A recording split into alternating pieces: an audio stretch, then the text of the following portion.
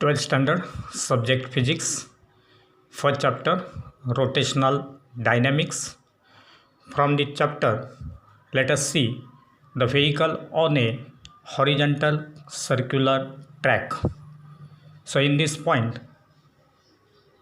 a horizontal circular track is considered.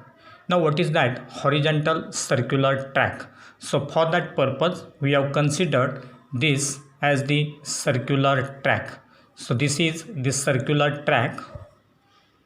Then it will be said to be horizontal circular track if this edge represents the inner edge of the road, this is the outer edge of the road. If both these edges of the road are at the same level, then this road surface will be a horizontal circular track.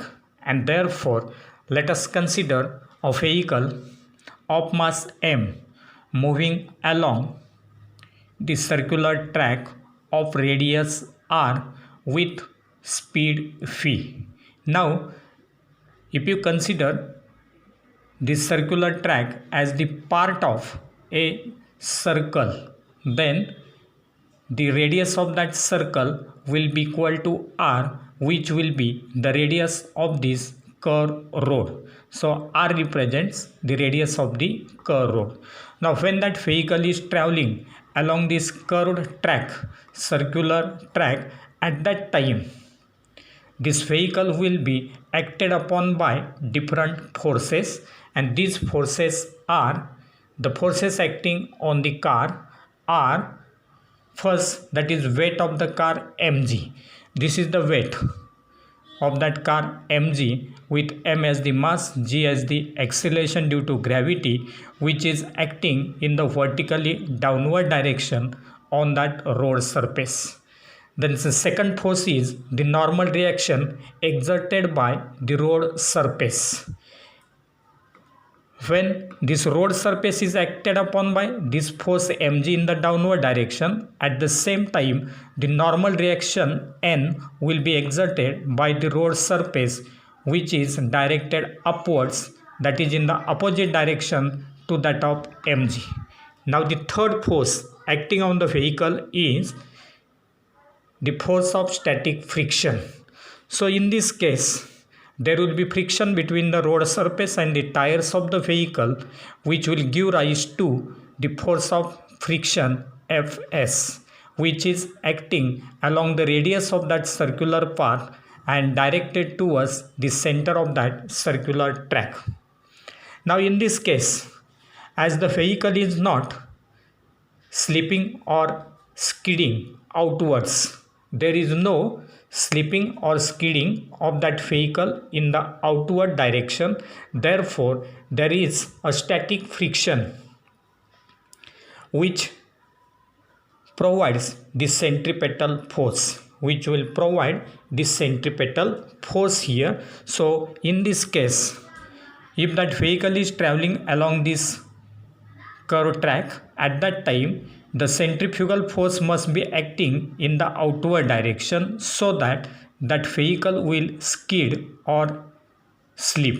But it never happens. There is no skidding and or slipping of this vehicle, and therefore it must be acted upon by the opposite force to that of the centrifugal force in order to compensate this centrifugal force, and therefore this Fs, that is the force of static friction, provides the necessary centripetal force so that that vehicle will easily travel along this curved track.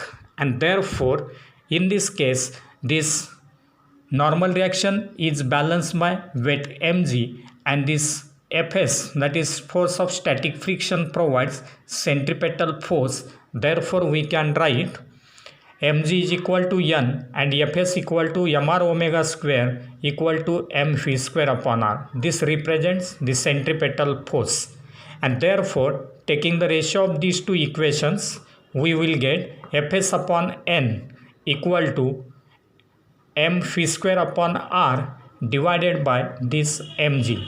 M will get cancelled and we will get v square upon rg. But From this relation, it is clear that for a given road surface, the radius is always constant. Similarly, acceleration due to gravity is constant, and therefore, as velocity of the vehicle increases, the force of friction will also increase, and therefore we have Fs has the upper limit, Fs maximum equal to mu s into n, where mu s represents the coefficient of static friction. So we know the formula for coefficient of friction mu s equal to Fs upon normal reaction, and therefore Fs maximum will be equal to mu s into n.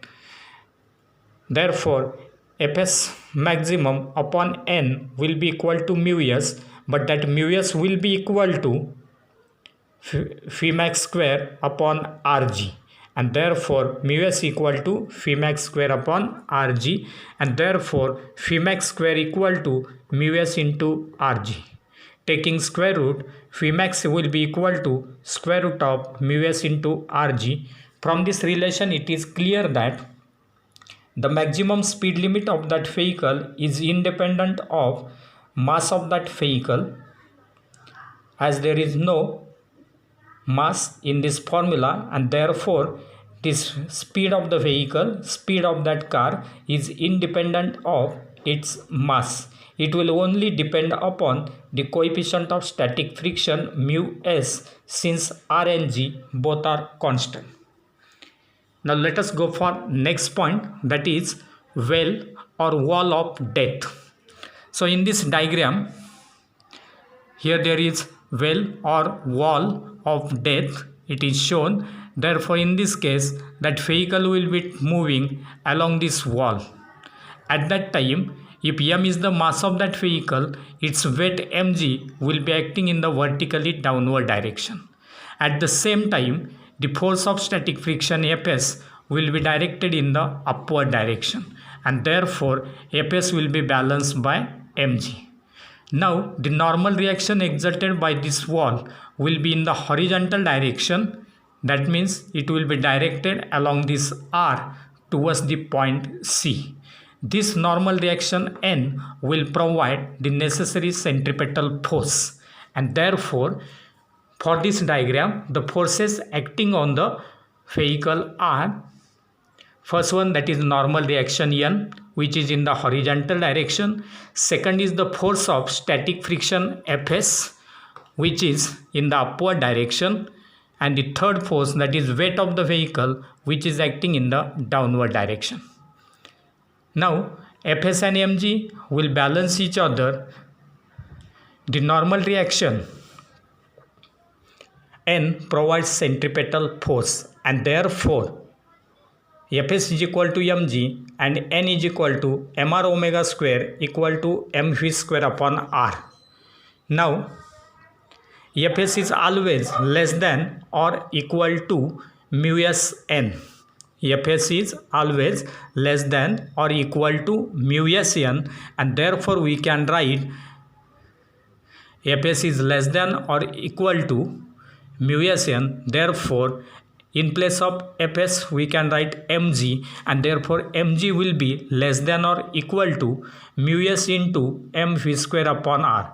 Here it was mu s n, so mu s will remain as it is, n will be replaced by mv square upon r, and therefore neglecting m on both sides, g is less than or equal to mu s v square upon r, and therefore we can write phi square will be greater than or equal to rg upon mu s, and therefore phi minimum will be equal to square root of rg upon mu s.